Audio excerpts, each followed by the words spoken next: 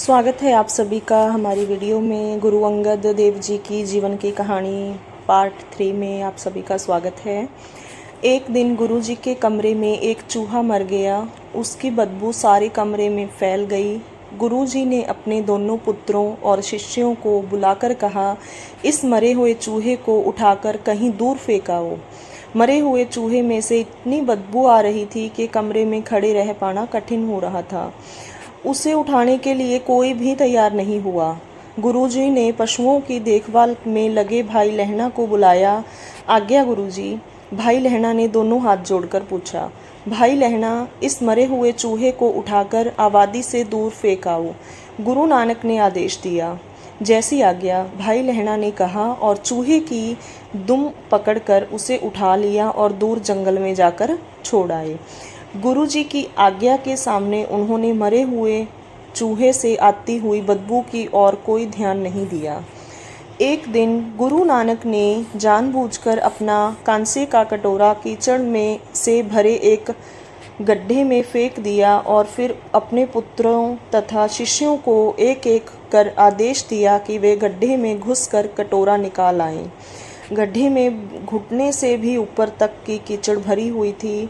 सब लोग कोई ना कोई बहाना बनाकर खिसक गए, क्योंकि कोई भी कीचड़ से भरे गड्ढे में घुसकर अपने कपड़ों और अपने शरीर को कीचड़ से लथपथ नहीं करना चाहता था। अंत में गुरु नानक देव जी ने भाई लहना को आदेश दिया कि वह उस कटोरे को निकाल लाए। भाई लहना तत्काल गड्ढे में उतर गए और कटोरा निकाल लाए। उन्होंने इस बात की रत्ती भर भी चिंता नहीं हुई कि कीचड़ उनके शरीर से लिपट जाएगी और उनके कपड़े कीचड़ से भर जाएंगे। उनके लिए तो गुरु का आदेश ही सर्वप्रिय था। गुरु नानक समाधि लगाए अपनी गद्दी पर बैठे थे। सामने अनेक शिष्य बैठे उनकी समाधि के भंग होने की प्रतीक्षा कर रहे थे। अचानक गुरु नानक देव जी ने आंखें खोली, एक नज़र सामने बैठे शिष्यों पर डाली और फिर पास ही पड़ा डंडा उठा और पागलों की तरह शिष्यों पर टूट पड़े। जो भी सामने आया उसी पर डंडे बरसाने लगे। उनकी रौद्र मूर्ति और पागलों जैसी हरकत देखकर उनके दोनों बेटे और शिष्य सिर पर पांव रखकर भाग गए, लेकिन भाई लहना जी वहीं खड़े रहे और गुरु नानक के डंडों की मार बड़े शांत भाव से सहन करते रहे। गुरु नानक भाई लहना को गुरुगद्दी सौंपने का निश्चय उसी दिन कर चुके थे जिस दिन वह कड़कती सर्दी में नदी से उनके कपड़े धोकर लाए थे, और उसके बाद से गुरु नानक देव जी के कपड़ों को धोने की जिम्मेदारी भी गुरु ने के बताए हुए अन्य कामों के साथ ले ली थी। गुरु नानक देव जी ने उनकी अनेक परीक्षाओं ले डाली थी, फिर भी उन्होंने सबसे अधिक भीष्म परीक्षा लेने का निश्चय कर लिया। वह कुछ देर तक पागलों जैसी हरकतें करते रहे और फिर उठकर जंगल की ओर चल दिए। उनकी पागलों जैसी हालत देखकर बहुत से कुत्ते उनके पीछे लग गए, लेकिन गुरु नानक देव जी अपने डंडे से उन्हें धमकाते हुए जंगल की ओर बढ़ते रहे। यह देखकर उनके कुछ शिष्य और दोनों पुत्र भी उनके पीछे पीछे चल दिए। उन शिष्यों में भाई लहना भी शामिल थे। चलते चलते गुरु नानक शमशान पहुंचकर और धरती पर कफन से ढके एक मुर्दे के पास पहुंचकर रुक गए। वह बड़े ध्यान से उस मुर्दे को देख ही रहे थे कि उनके दोनों पुत्र और शिष्य भी उनके पास पहुंच गए। तुम लोग बहुत दूर से मेरे पीछे पीछे आ रहे हो। दोपहर का वक्त है, भोजन का समय हो चुका है। तुम लोगों को भूख भी लगी होगी। तुम्हें आज बहुत ही स्वादिष्ट चीज़ खिलाता हूँ। यह कहकर उन्होंने मुर्दे की ओर उंगली उठाई और अपने पुत्रों तथा शिष्यों की ओर देखते हुए बोले, इसे खाओ। गुरु नानक देव जी की बात सुनकर सब लोग सन्नाटे में रह गए। कितना विचित्र और भयानक था गुरु का आदेश। गुरु नानक देव के दोनों पुत्र और शिष्यों ने घृणा से अपने मुंह फेर लिए और वहां से खिसकने लगे। लेकिन भाई लहना आगे बढ़े और उन्होंने दोनों हाथ जोड़कर पूछा, गुरुजी, इस मुर्दे को किस ओर से खाना शुरू करूं, सिर की ओर से या पैरों की ओर से?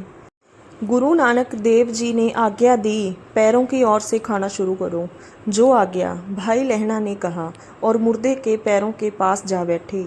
उनके मन में न घृणा थी न कोई परेशानी थी। उन्होंने हाथ जोड़कर मुर्दे के ऊपर पड़ा कफन हटा दिया। दूसरे ही पल सब लोग आश्चर्यचकित रह गए। कफन के नीचे कोई मुर्दा नहीं था। वह सफ़ेद चद्दर धरती पर इस तरह पड़ी थी जैसे उससे किसी लाश को ढक दिया गया हो। गुरु नानक के चेहरे पर अनुराग भरी मुस्कुराहट नाच उठी। आंखें स्नेह से चमक उठी। उन पर छाया हुआ पागलपन समाप्त हो गया। वह सामान्य स्थिति में आ गए। गुरु नानक देव जी ने आगे बढ़कर भाई लहणा जी को अपनी बाहों में भरकर अपने सीने से लगा लिया और स्नेह भरे स्वर में बोले, पुरखे, आज से तुम्हारा नाम भाई लहणा नहीं अंगद देव है। मैंने तुम्हें अपने अंग से लगा लिया है। अब तुम मेरे ही प्रतिरूप हो। इस घटना को कुछ दिनों बाद ही गुरु नानक देव जी ने महसूस किया कि अब अकाल पुरुष का बुलावा आ गया है। उन्हें बहुत शीघ्र इस संसार से जाना होगा। उन्होंने अपने तमाम शिष्यों को निमंत्रण भेज दिया कि वे 17 आषाढ़ सन 1596 को करतारपुर में जरूर पहुँचें। उनका आदेश पाते ही उनके शिष्य करतारपुर की ओर चल दिए। अंत में वह शुभ दिन आ ही गया। गुरु नानक देव जी का दरबार उस दिन विशेष रूप से सजाया गया था, लेकिन यह कोई नहीं जानता था कि इस धूमधाम का कारण क्या है।